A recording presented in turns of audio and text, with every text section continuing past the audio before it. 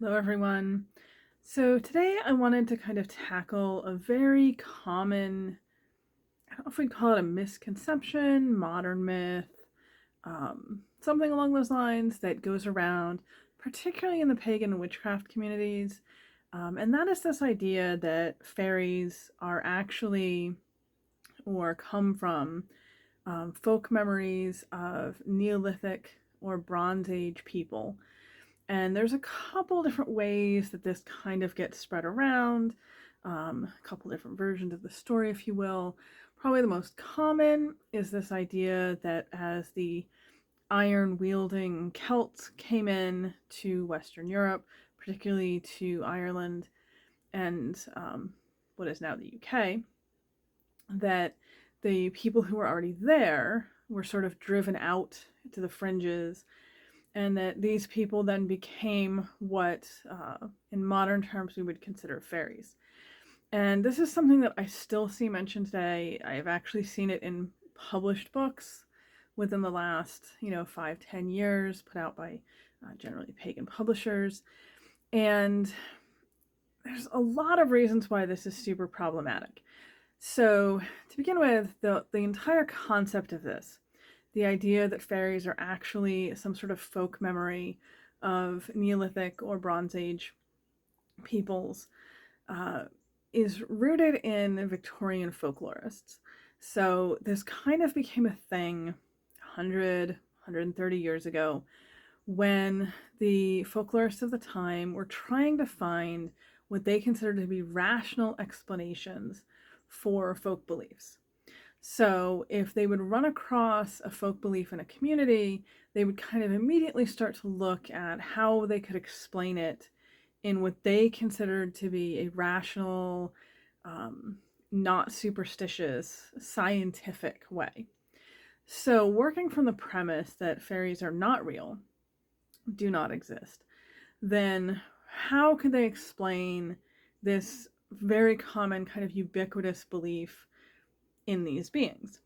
And particularly connected to this idea that they feared iron or were averse to iron, were driven away by iron. And they kind of came to this conclusion that it was because these were either folk memories that had been passed down, or in fact, uh, stories of encounters with more primitive peoples, particularly Neolithic and Bronze Age peoples, encountering more advanced, more civilized, I'm doing little air quotes for both of those for a reason, people from particularly the Celtic cultures. And that as these people were driven out, because they were described as being shorter than the newer people, generally having darker hair, and being afraid of this new iron technology, that the Victorians said explained why this belief in fairies came to be. These people who were driven out lived on the fringes, lived in the hills, and came to be regarded with this extreme superstition. This idea is published quite a bit in older books. Fairy Faith in Celtic Countries, for example, extremely popular, not always the best academic material, and has kind of been latched onto in modern paganism and continues to be sort of given new life. Now, I said there's multiple problems with this, and there are. So, first of all, a lot of the Victorian rational explanations for fairies and for various folk beliefs are themselves not really things that we would want to support today. I'm trying to think of how to say this as nicely as possible. So they're setting up this situation in the Victorian explanation where the primitive, short, dark people are driven out by the tall, blonde, advanced, civilized people. I would hope that I really don't have to explain to the people watching this video, um, because it's not really subtle racism going on right there. It's pretty blatant. The Victorians had a lot of issues with really blatant racism, and it particularly tends to show up with folklorists and how they would try to explain these things. A lot of it ends up being explained off by the Victorian folklorists as either primitive superstitions by people who just are too ignorant to know better, which classist, racist, supremacist, anti-Semitic, all of that rolled into one goes into there. Or, as we see in this one, they kind of premise their entire explanation in this very sort of racist way. They were very fond of the idea of more primitive types of humans, more primitive human races, playing into or being aspects of things that formed folk belief around fairies. All of that is just a gigantic mess. We should not, as modern people, really be leaning into there being any sort of truth in that. It was the product of the time and the culture, but we 100% know better now. So, other reasons why this is a problematic theory for people who have heard of it and thought that it made some kind of sense or who liked it on the surface. First of all, we have never found any evidence that supports this idea. There is no archaeology that backs up the idea of people being driven into the hills or this fringe culture, or honestly, even the idea of this mass cultural migration, this new culture coming in sort of en masse, has pretty much been debunked. That's really not how that happened. There is a whole argument about whether Celtic culture may have actually originated on the Atlantic seaboard or not. I'm not going to get into that. That would be a whole separate Celtic from the West video. But even putting that aside and assuming that it came the more traditional route that it's thought to have come from Eastern Europe and across, you're still not dealing with a mass migration of people. It wasn't a cultural subjugation. It wasn't that sort of a situation. It was more that the culture itself was diffused and spread that way and became popular and sort of took over eventually. The other thing, which is kind of tied into that, is this idea that it was this iron-wielding invasion, that suddenly, these iron-wielding people came in, and that the people who were already there, who had the bronze technology or even Neolithic stone technology, were so terrified of this new metal that they kind of fled before it and then became sort of superstitious themselves about it. So therefore the idea of fairies are reversed to iron because they're these more primitive humans who don't understand it and ran away. That is not in any way how any of that happened. First of all, iron as a new technology, it was not an overnight flipping a switch change. Iron came in the way any new technology comes in. It started, and then people realized there were advantages to it, and then it spread because people liked those advantages, and it became popular. But initially, it would have been something that really would have been sort of uncommon. Only the well-off would have had it. That sort of thing. And then it would have taken quite a bit of time for iron to become something that you really would have seen in any sort of widespread sense. It's not like the Bronze Age ended and then the next day the Iron Age started. It's completely not how that sort of thing ever happens. To use a modern analogy that people here might understand a little bit better, hopefully. I realize the age group on this audience is pretty diverse, but it's like when any modern new technology comes in. When MP3 players came in or streaming services came in, it wasn't like they instantly, they debuted and then the next day all CDs and all cable channels ceased to exist and only the new technology was there. It takes time. Even in our modern time period where things do happen much more quickly, it still takes time for new technology to spread and find footing and gain popularity and become, kind of widespread. So the idea that the iron-wielding invaders kind of drove out the other ones, there's just nothing to support that. And also, it's not human nature, really. The way humans usually work when some kind of new technology comes in that's superior, people want it. People aren't afraid of it and they don't run away from it and try to avoid it.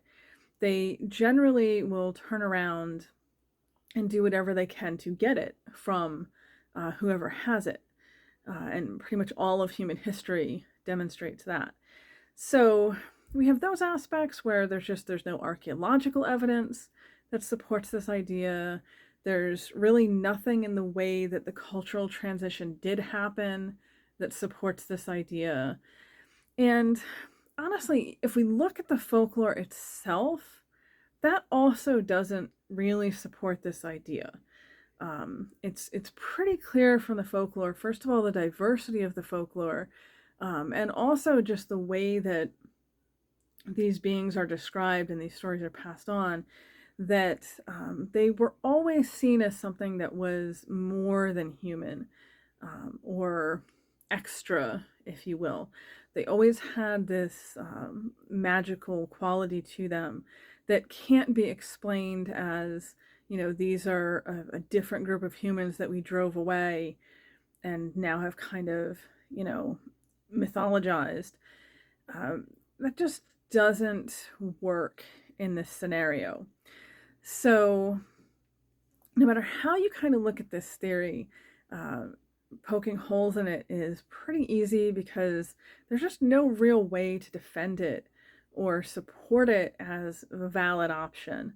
And it's particularly strange to see it, I'll be honest, from neo-pagans and witches who tend to be really fond of this idea, because either you believe fairies are otherworldly beings or you don't. And the Victorians didn't, and therefore sought to explain them as humans and as, just stories that were passed down of these humans that didn't exist anymore. So taking that theory and applying it to beings that you do believe in and that you do believe are otherworldly or, supernatural or magical in some sense, it really, really doesn't make sense. It's internally illogical. Creates a lot of cognitive dissonance, we'll put it that way. So that's also a big problem going on with all of this. And I do understand why it's reasonably popular with modern pagans. Not so much the why in that it doesn't make any sense if you stop and think about it, but why in the sense that a lot of the sources that many modern pagans look to are material that's in the public domain. Material that's in the public domain is generally material that's older.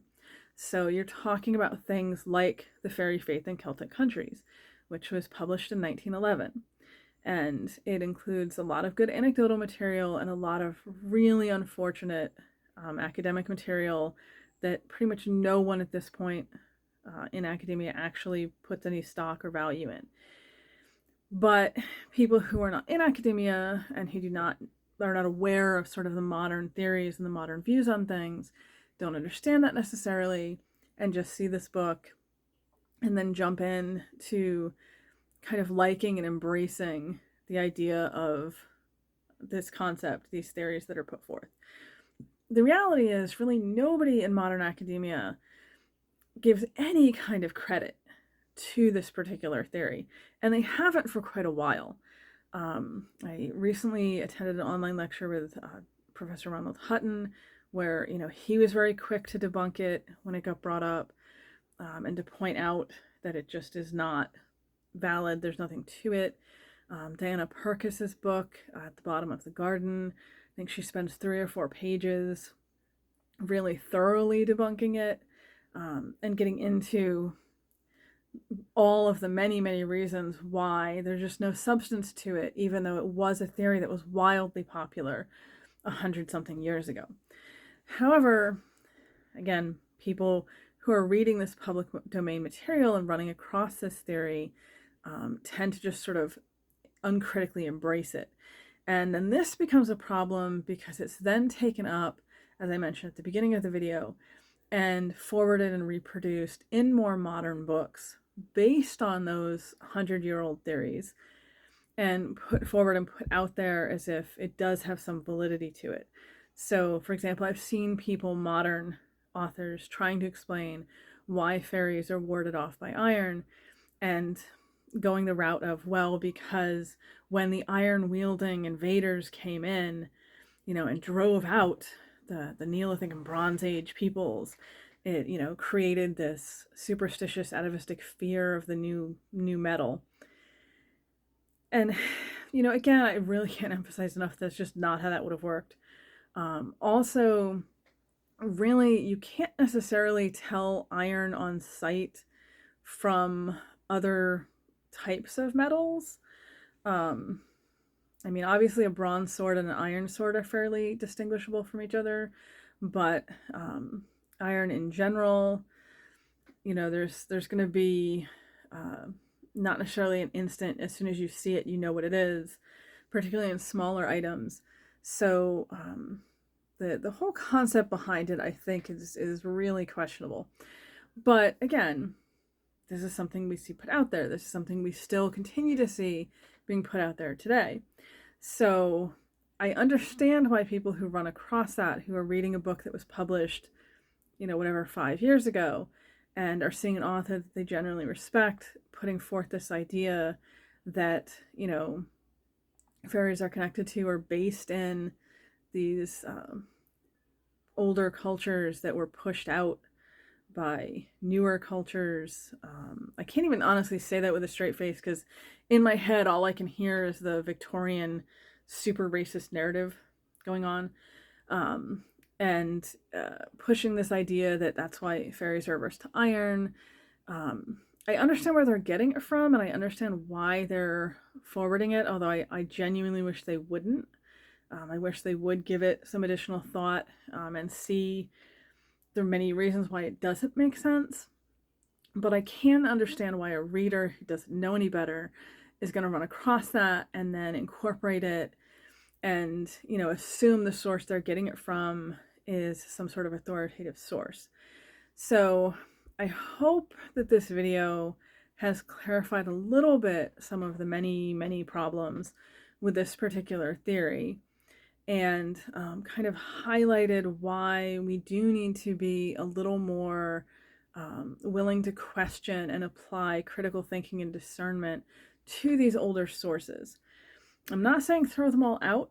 I realize public domain material is sometimes the only thing people have access to, but really, really need to be aware that often much of it is flawed, we'll say, in these particular ways.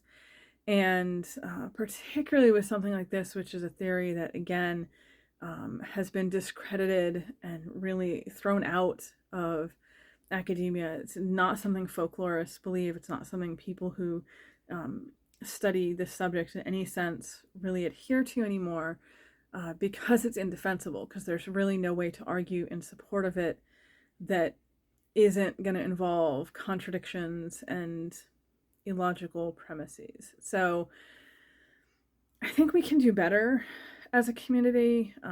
Again, I understand why people sometimes believe it, because they run across it from a source that they think is trustworthy.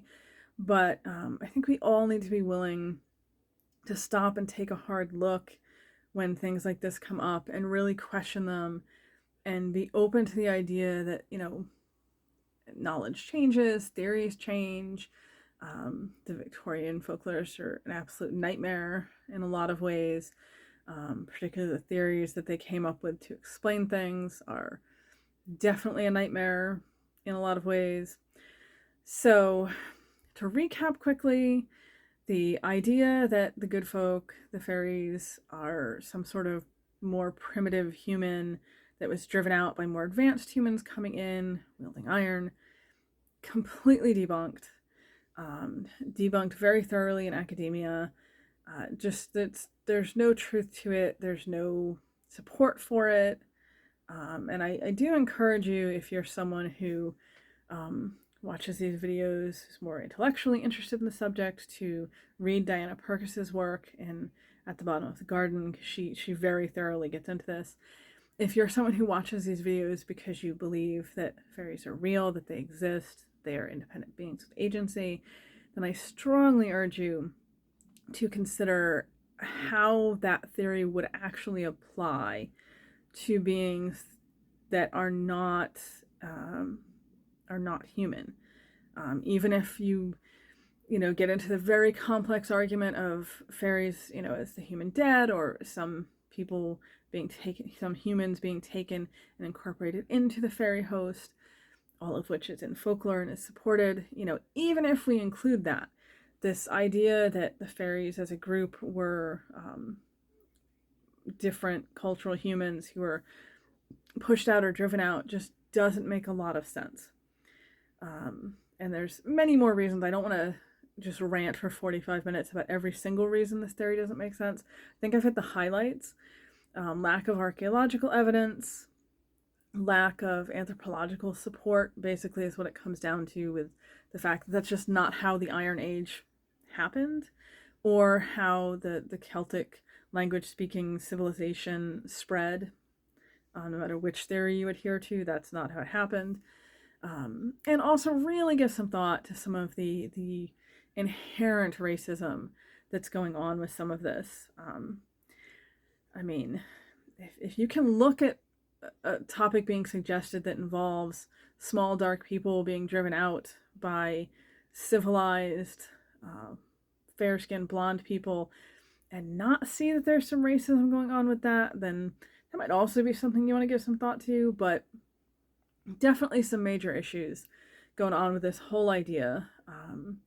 I do know that some people really are fond of this idea for various reasons. It obviously has been in modern books. It was in some modern fiction series that people are really attached to, but really no way to support it. Very debunked. No one in academia agrees with it, and I encourage people to apply some critical thinking and to give some thought to this moving forward. So that kind of covers all my thoughts on this whole idea. And if you run across a book, a modern published book, that does include this, it doesn't necessarily mean that that author is terrible or wrong or doesn't know what they're talking about, but most likely indicates that they're drawing from these older sources without really applying any filter or looking at more modern theories and ideas.